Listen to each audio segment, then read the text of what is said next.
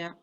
So then, now I know this is a bit of a tender topic for both of us, and thank you for saying this, but I really think it's important people understand the depths of where you are now. You didn't just go one day, I'm going to sit down and I'm going to be an award-winning artist or teacher. Yes, I'll be rich and famous and everything will fall into it will just fall into place. So now let's move on to moving to Friedenberg. Now I think we'll both hold space for each other on this one. I would say that was probably the most university, factory, island, forget the friggin' t-shirt experience. But I would say it's harder for you because you were a mum having to, I could at least, I think when you're a child, you're more adaptable. But I think when you are the parent, you're the one who's alone and you're the one who's got to pull and make sure it all works.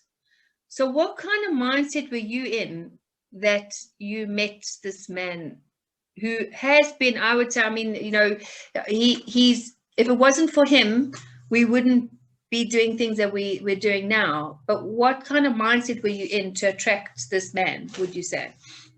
Okay, well, I'm just trying to think of the dates. It was 1990, end of 97.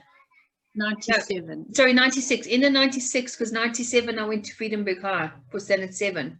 Okay, there you go. Yeah. So he basically saw that you and I were down and out, and he wanted to help, but he was in a place in Friedenberg where he was very well established, and I think it also ego. It made him feel, oh well, he's on top of the world, we're at the bottom of the world. So, yeah.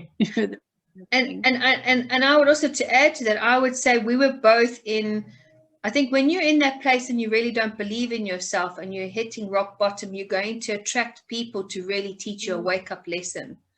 And we were so naive that we were open for the kill. It's like sending a lamb to a slaughter. And sometimes that's the hardest lesson to wake you up, isn't it? So I mean, just to put things in perspective, so Johannesburg was a very fast-paced business kind of hub.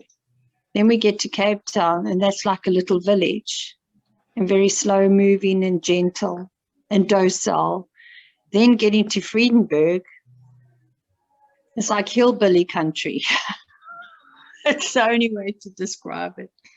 It's like being like stranded on an island almost. It's just it's really really out in the bushes, as you know, far from everything and everybody. Now we were in such a low place that we attracted this gentleman who had said to you that he was going to help you set up a school, wasn't he? Because he owned an electronic shop. And did he say he was going to help you set up a electronic shop or something like that? Yeah. So my car, actually, looking back, I had a VW little hatchback car, and it actually wasn't that bad. It just needed a major service, but he exaggerated. No, you've got to have a new car. And little did I realize that he bought me a new car, so it was sort of a hook to keep me. And because you didn't want a relationship with him, this is where it all went into another level, didn't it? All went pear-shaped, yeah. And also because I noticed that he had a wandering eye for you as well. And that was the thing that actually set the whole ball rolling, because then that's when he woke me up. So it was a blessing in disguise. So if we explain to the viewers in a very gentle, because, okay, for the viewers out there, I want you to understand we are truly grateful to this person because, like I said, people come into your life to have a wake-up call. This man was a pedophile. and he had 2 children, and he obviously liked you, Mom. And then when he thought he could have me, and Mom said, no, that's not going to happen, that's when everything went pear-shaped. So he took away the car, and he basically said, well, then you're going to be stranded now in a town in the middle of nowhere, in almost like the Sahara Desert.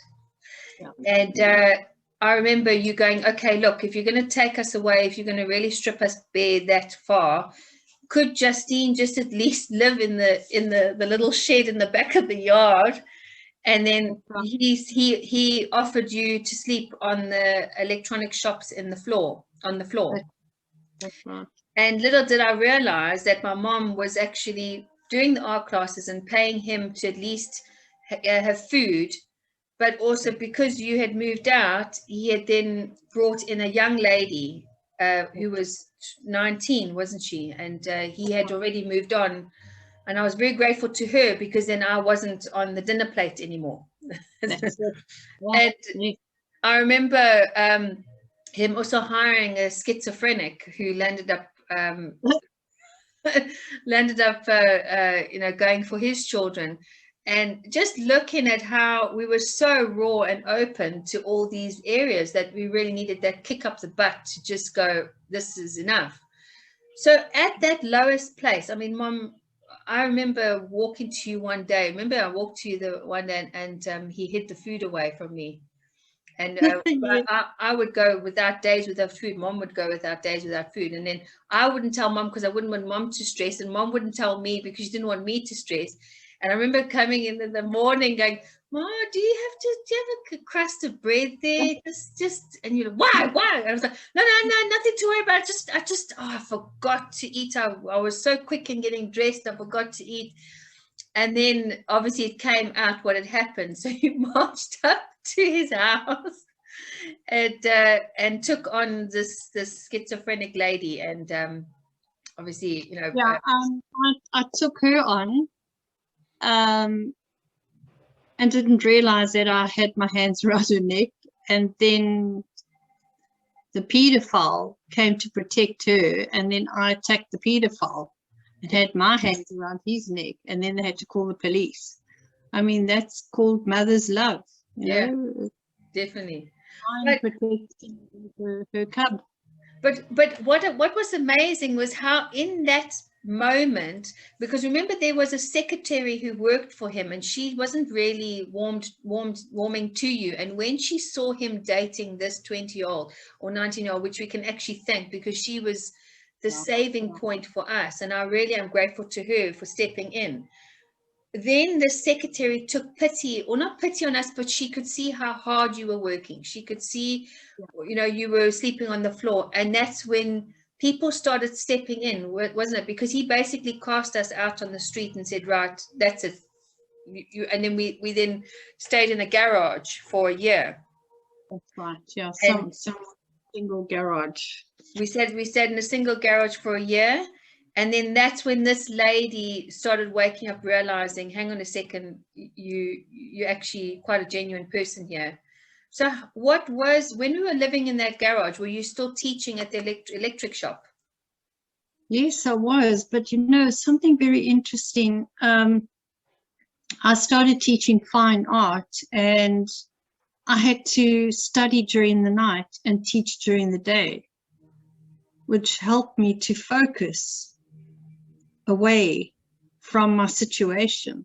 So just live in my head and my imagination all the time. So that's where the real mind training started.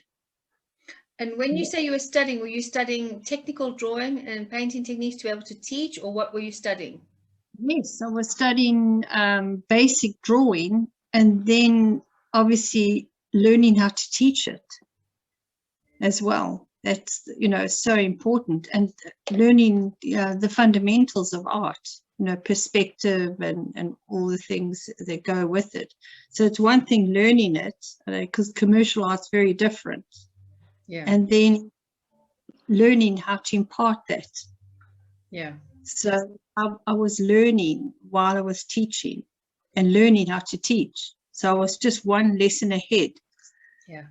So it's quite phenomenal that once again, art saved us really, because, you know, we started getting quite well known. I mean, I remember that you took up calligraphy. You've done it too. Yeah. And then you started teaching your teachers calligraphy to earn money.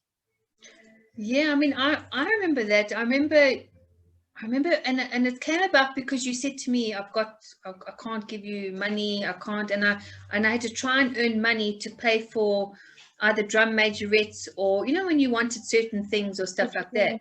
And this teacher, who was a very, really good teacher, I can't remember her name, but she then started finding ways for me to earn money. So she said, okay, if you do this show, I will pay you and get your drum majorette's suit, because you've earned that. And then I'd get you your tracksuit and things.